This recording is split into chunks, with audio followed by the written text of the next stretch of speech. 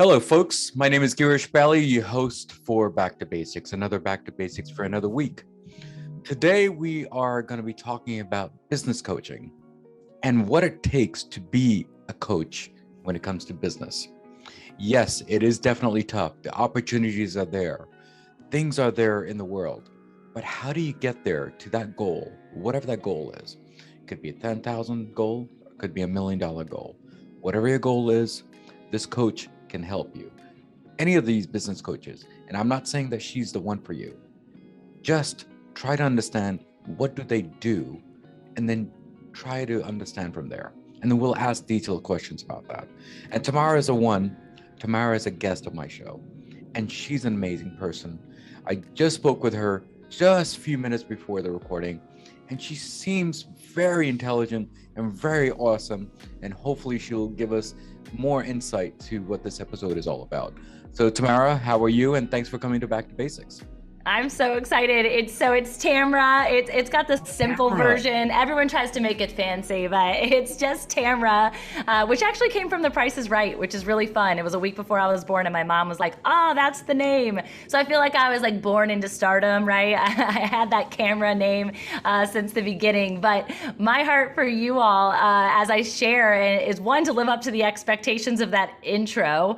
I am awesome and wise. All right, let's go. I'm ready for the questions. Thank you so much. Thank you so much. But before we get to the basic questions of what you do and why you do it and what's so fun about it, right? But what does back to basic mean to you?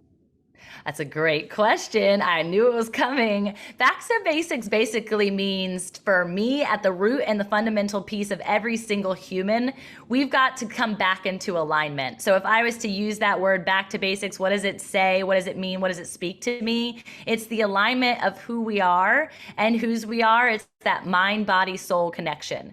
Because we talk about business perhaps, and maybe that's what I do during the 9 to 5 or really like the 4 to 3 time frame of my life. But it's the knowing that if I don't have alignment and you don't have alignment, no matter what your quote unquote job title is, you're actually standing out of alignment with your purpose. And so I think purpose is a place that we have a beautiful opportunity to process with God every single day, process with ourselves. But ultimately, back to basics is, where's your mind? Where's your head? Where's your heart space? Where's your body? Where's your physicality? Are you treating it right? Are you set up and for the endurance, for the strength that you're intended to, no matter what your passion or purpose is? And lastly, is that spirit place, that mind, body, and soul, and I connect it to my belief system alongside the Holy Spirit. Wow, thank you so much, Tamara, for coming on the show and answering this question.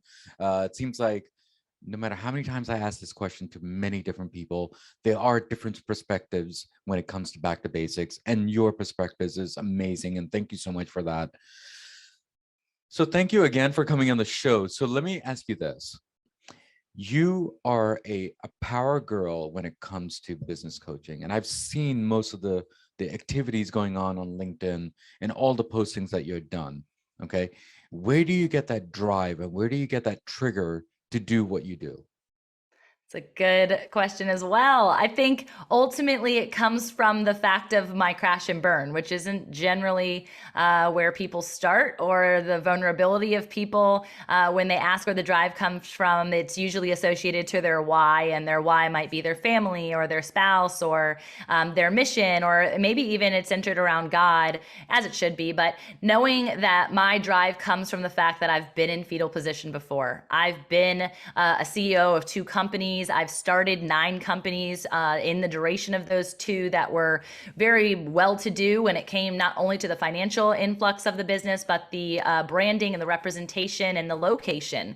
They were global experiences. And so when I came to the lifeline, the point of what do I get to choose? Do I choose entrepreneurship and business, or do I choose the fundamentals, the basics of what I know to be true in that mind, body, and soul piece, which is love and light and laughter? And that was connected to my house and my children at the time.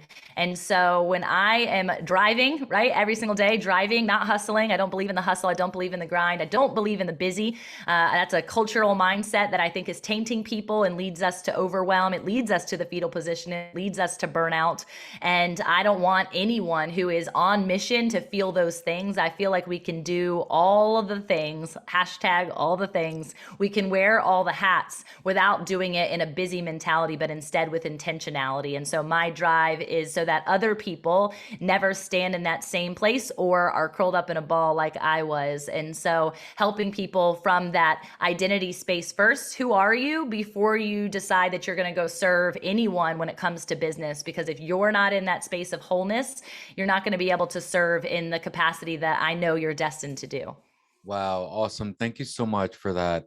So basically you're saying not work harder, but work smarter. Is that what we're Intentionality is everything. So when people are like, oh, you're so busy, I didn't call you because you're so busy. Hey, is there any way that you can fit me into your schedule? I know you're so busy.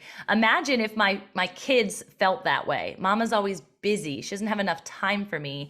Rather than intentionality, I am intentional with my time. Yes, there might be time block segments that I am free or not free, that I have boundaries or I don't have boundaries over those special spaces. But it's the knowing that my intentionality is the driving force behind my ability to create momentum.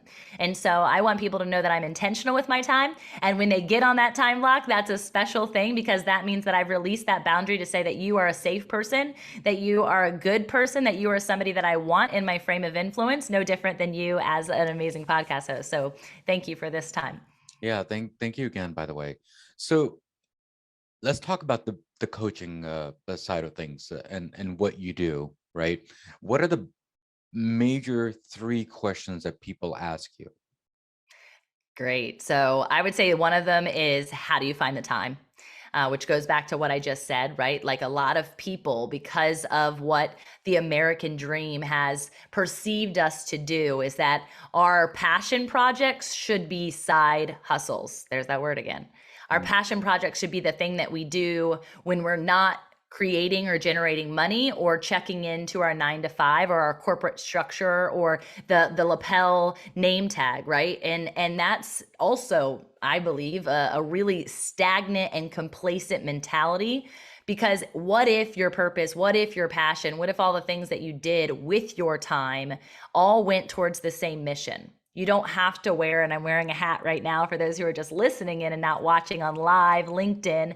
It's this knowing that you don't have to wear separate hats. When I'm sitting here with you right now, even though I just dropped my kiddos off at school, even though my husband's off to work doing his passion job, it's the knowing that I'm all of those things and more in this moment. And so I don't have to separate my identity. So time is a huge part of that. So don't think that you're only limited to the side hustle bracket of window on your calendar. The second thing that people always ask is, how can I make money doing what I love?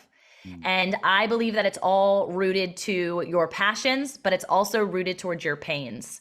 A lot of people forget this component. They think, oh my gosh, that trauma that is in the past, or that hidden pain that generated from my childhood or generated from past relationships, or even the church perhaps, or even that corporate entity that hurt you or burned you, or any of the things, government. I mean, it could be, the list goes on, right? Because we're constantly being hurt or afflicted because there's another force out there that is not of good.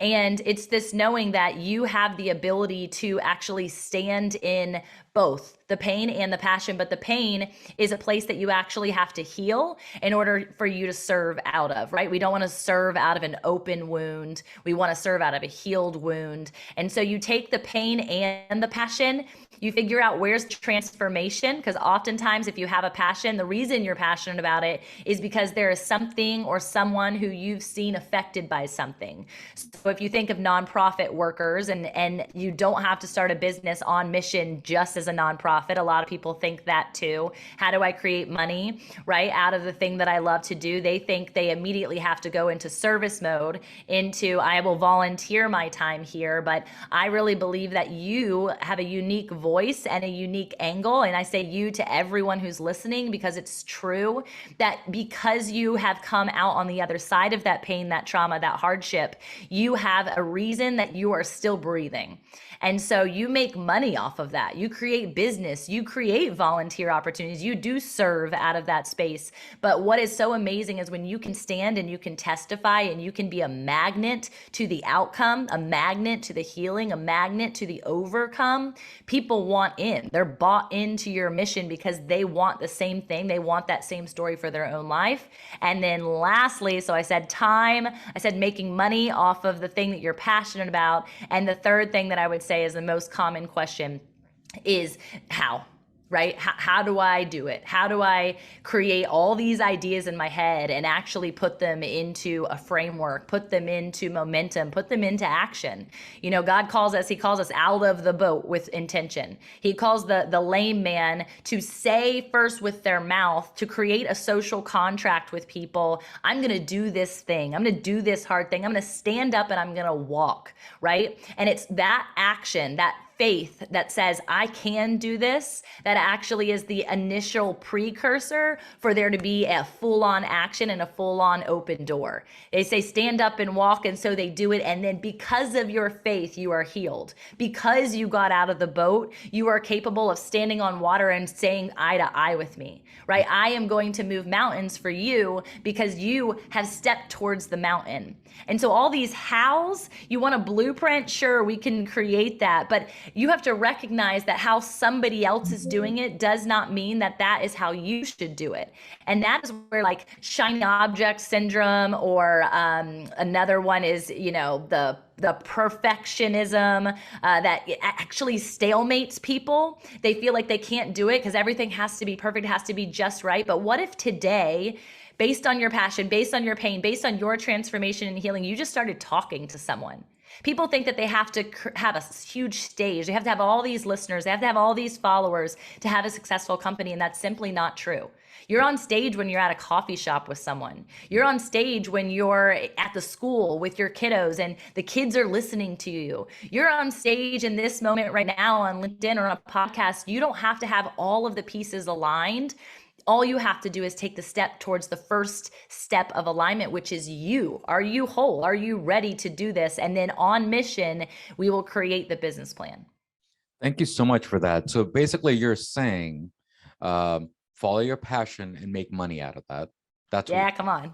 And that's it. And the other is take time, which means that you got to plan it out. Is that the correct way of doing it?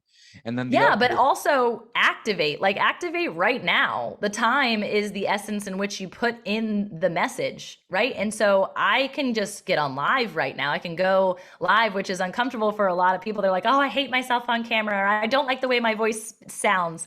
That's terrible. You're made uniquely with that intention. And guess what? Someone is going to hear and see and connect, and you're going to be the most relatable person to them. And that's where the transformation comes. So you've got to start putting your words out there. If you're a writer, make long form content on Facebook, Instagram, TikTok, like it's all available, blog, right? And see what happens with one release of idea to the next. Everything comes into like just structure at that point. You understand what you love to do. You understand what you don't like to do. And the plan then is shape shifted for you and you alone. And the other thing that you mentioned is how, right? Mm-hmm. So, and there's so much of social media out there, right?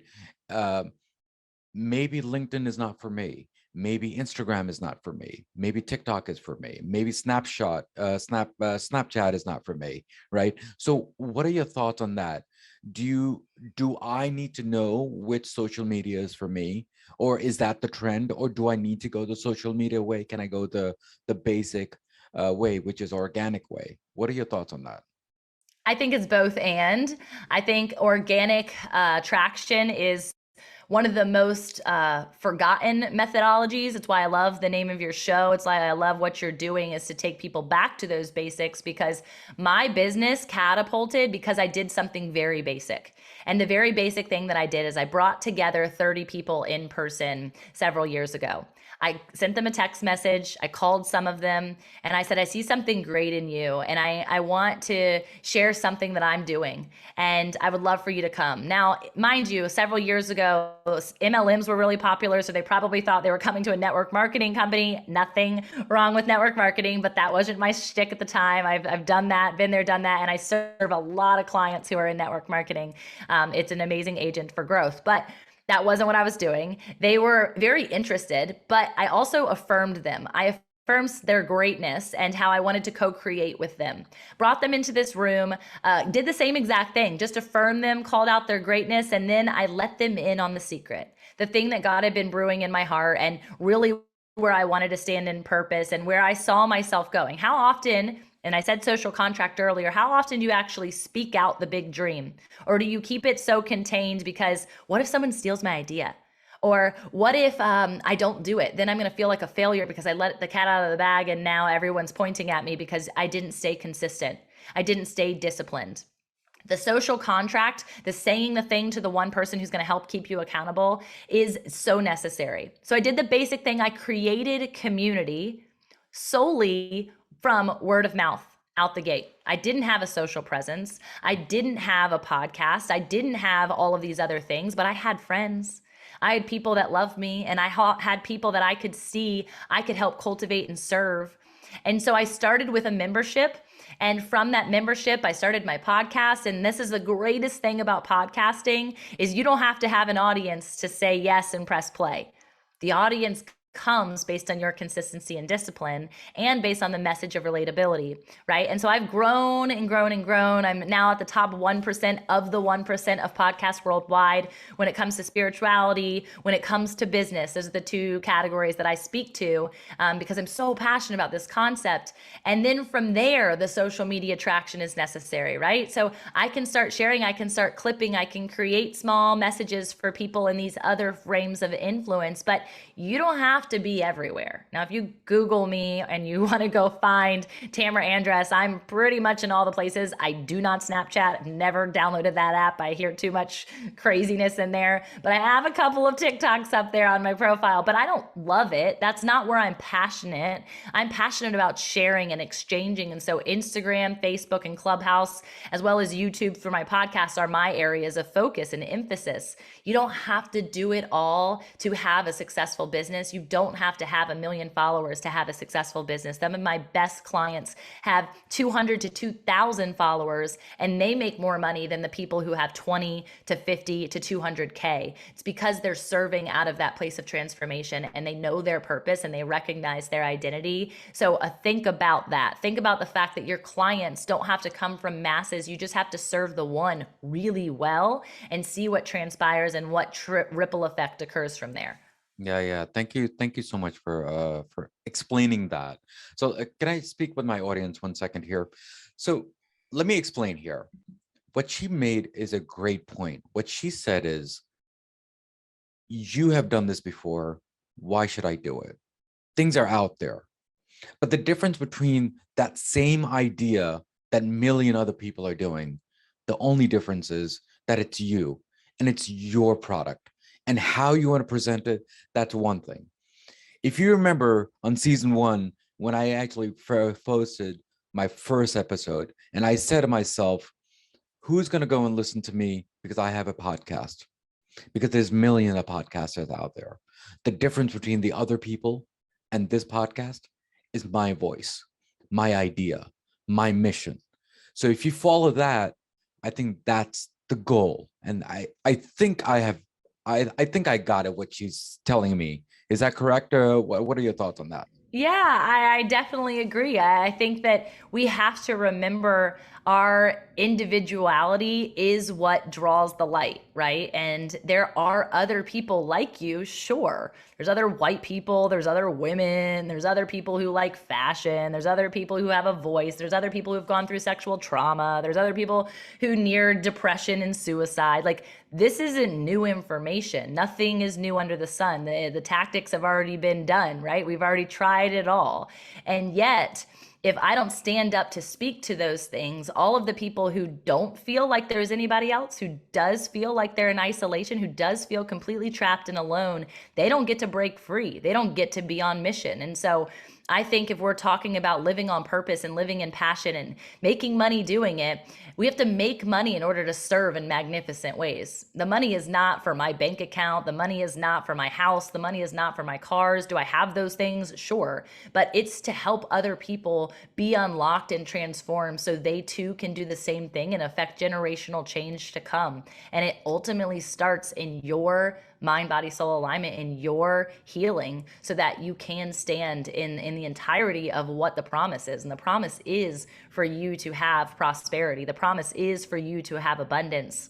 And that looks like a lot of different things. You know, wealth has been so skewed. It's not about the money, it's about the wealth. Wealth is so much more. Wealth is joy, love, kindness, goodness. It's even forbearance and self-control. And people are like, what? How is that wealthy? How wealthy is it for me to maintain my disciplined, intentional schedule, for me to be able to then experience the other fruits of the Spirit? I think it's so critical for people to understand that. Forbearance is the other one that people are always like cock their head to, and they never really want. No one actually leans into wanting to wait. But patience is such a virtue. It's such a process. It's such a part of discovering purpose. It's definitely a part of entrepreneurship. If you are not patient, that means you are likely leaving your consistency to the wayside, and consistency and patience go hand in hand. So I encourage you to just keep going one step at a time. Yeah, thank you so much for that, because we do need to start explaining to people that they can start whenever they want. If your mission is the true mission, I'm pretty sure you can go the long way. Now, very quickly, if you don't mind, when it comes to business point of view and marketing point of view, how do you tackle that? Because it seems like you're doing so much. You got the podcast, you got the Clubhouse club going on, and then you got the LinkedIn going on. You got a lot of things going on, which I'm not going to mention here. But what are your thoughts on that? Honestly, I think marketing separate from business is not going to work. I think business separate from marketing is not going to work, because if you don't know what your business is, what are you marketing, right? Yeah. And also understanding that marketing is just messaging. So it goes back to what I just said. Know your message. Know your transformation story, and you don't have to have the business plan in order to activate your message. But marketing and business are one and the same. Yeah. Thank you again for that, and being on the show and everything like that. But you've been doing this for so many years. What are you for the next 5 more years? Oh, heaven, you're getting a lens into the vision, right? Oh man, 5 years. I mean, I am a conference host. I'm a speaker, I'm a teacher. I want to take the nations. And so when I think about nations, I think about people. And I just want to serve more people. I want to show up for more people. I want to love more people. I want to see them stand and activated and on purpose. Yeah. Thank you again for being on the show. Do you have any last words before you leave from Back to Basics? I have a tickle in my throat. I'm trying to get rid of it. Last words, love yourself enough. Love yourself enough to stand on purpose. Yeah. Thank you so much. Thank you so much for being on the show. God bless, and definitely support me on the small journey that I have on my podcast. You know I will. Thank you so much. Thank you. So guys, we spoke with the guest of ours, and we talked about the entrepreneurship of how to start something. You just need a vision. You just need a voice. You just need yourself to come out there. You're an extrovert or introvert, it does not matter, but your mission needs to be there. Here's a quote of the day from Back to Basics, and I hope my guest enjoys that quote of the day from Back to Basics. And the quote of the day is, if it doesn't challenge you, it won't change you. And I think that's what she was trying to say too. So guys, as usual, as always, what do I always say at the end of the episode? Everything in life goes back to basics. And that's what we did today, guys. Guys, take care, God bless, and keep on commenting as much as you can. Good, bad, or ugly, either way, it'll make my show stronger day by day, week by week, because your comment makes my show the success way. And the only 3 things at this episode is going to be awesome is the content, the guest, and definitely the host. Guys, take care, God bless, and I will see you next week. Next week's episode on Back to Basics. Self-sovereignty. And if you read the Cypherpunk Manifesto, which was written in 1993, you can see in there one of the main points is we need a secure digital cash. And that was sort of like the beginning of many different attempts at trying to come up with digital cash. So there was a paper by Wei Dai in 1998 called B Money. There were several other things with Hal Finney and Adam Back and so on. But it really wasn't until around 2007, 2008, when an anonymous developer named Satoshi Nakamoto kind of brought all of these ideas together in a way that worked. And this was using something called proof of work from Adam Back, digital ledgers by Wei Dai, public key cryptography, to actually lock the coins and everything else. And it came together.